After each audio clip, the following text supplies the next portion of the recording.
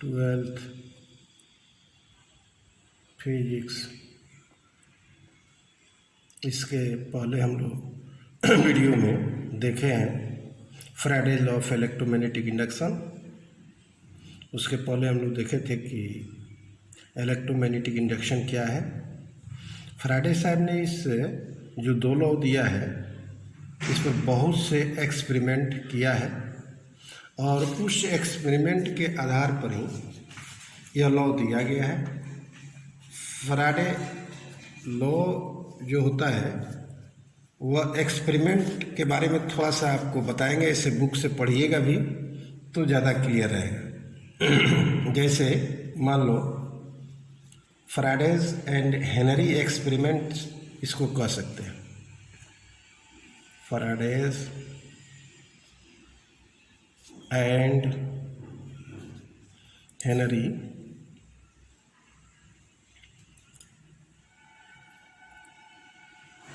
Is experiment. सारे experiment को तो बता नहीं सकते हैं, लेकिन एक एक्सपेरिमेंट बताते हैं, उसके आधार पर आप और एक्सपेरिमेंट भी पढ़िएगा। जैसे मान लीजिए कि आपने देखा है कि किसी भी कॉइल और मैग्नेट के बीच जो रिलेटिव मोशन होता है उसी के कारण इंड्यूस्ड ईएमएफ प्रोड्यूस्ड होता है कॉइल में। इसी के आधार पर एक के मान लो यहाँ एक कॉइल हम लेते हैं। According to the Faraday's and Henry एक कॉइल ले लिया। इस कॉइल को सोर्स ऑफ एनर्जी से नहीं जोड़ते हैं, एक गैल्वेनोमीटर से जोड़ देते हैं। यह गैल्वेनोमीटर जो है आप जानते हैं जब स्मॉल अमाउंट ऑफ करंट किसी सर्किट से फ्लो करता है तो यह मेजर करता है। अब हम लोग क्या करते हैं, देखो इसके नज़दीक एक मैग्नेट को लाते हैं।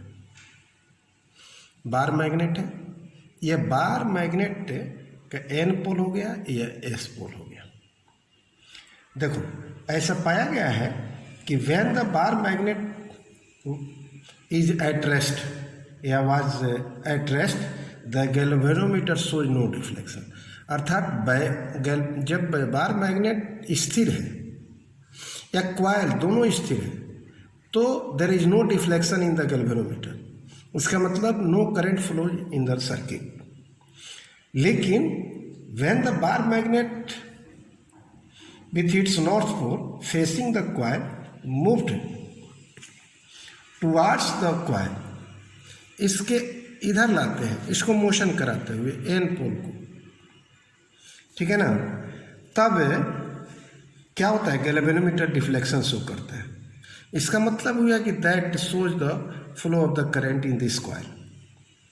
फिर बार मैग्नेट नॉर्थ पोल के साथ अगर अवे फ्रॉम दिस कॉइल ले जाते हैं मोशन कराते हुए, तब भी देखते हैं कि इसमें डिफ्लेक्शन होता है।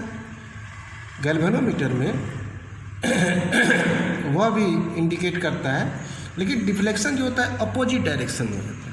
अगर नॉर्थ पोल को नियर द स्क्वायर लाते हो तो अगर लेफ्ट साइड में इसका डिफ्लेक्शन होता है इंडिकेटर का, तो जब नॉर्थ पोल को स्क्वायर से दूर ले जाओगे तो देखा गया कि इसका इंडिकेटर जो है वह राइट साइड में जा रहा है, अपोजिट डायरेक्शन में। लेकिन इस दोनों जब डिफ्लेक्शन होगा तो दोनों कंडीशन में आपका मतलब करंट फ्लो करता है, ठीक है ना, यह इंडिकेट करता है। तो देखो the deflection of this galvanometer, यह भी पाया गया कि deflection of the galvanometer was large when the bar magnet was moved faster towards the coil और अवे फ्रॉम द कॉइल। अर्थात इसको तेजी से घुमाने पर आपको इसमें डिफ्लेक्शन लार्ज होता है और तेजी से स्लोली घुमाने पर डिफ्लेक्शन बहुत स्लोली होता है। अब देखो इसको पलट करके किया गया कि when the bar magnet with its south pole facing the coil is brought near the coil, जब साउथ पोल इसको नज़दीक लाया गया और या moved away from the square of the south pole of the magnet, the galvanometer shows deflection in opposite direction as compared to the available with the similar movement of the magnet mentioned in step 1 and 2 and 3. इसका मतलब conclusion क्या हुआ कि bar magnet के N pole को लाते हो तब deflection, फिर बार मैग्नेट को अवे ले जा एन पोल को अवे ले जाते हो तब डिफ्लेक्शन।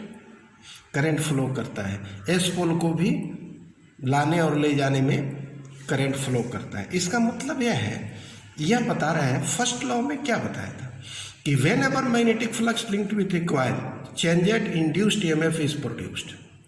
इसका मतलब है कि whenever there is a relative motion between a close coil and a magnet, induced EMF is set up across the coil or induced current flows through the coil. Large induced, यह experiment से ही होता है कि दूसरा है कि large induced EMF और current is produced in the coil if the relative motion between the magnet and the coil is large. Induced current, तीसरा स्टेप यह कहता है कि induced current last in the coil so long as the magnet moves with respect to coil. ये first law को prove करता है। इसको लिख देते हैं। इसका मतलब यह हुआ कंक्लूजन में, आप देख सकते हो फर्स्ट में स्टेप में क्या बताता है, whenever there is a relative motion, relative motion between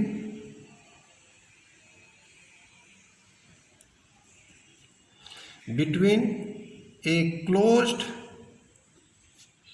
coil and a magnet,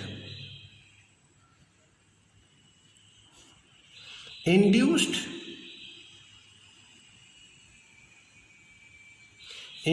EMF is set up across the coil,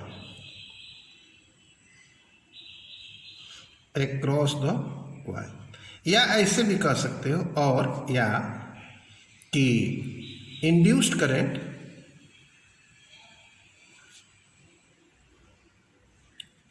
flows through the coil,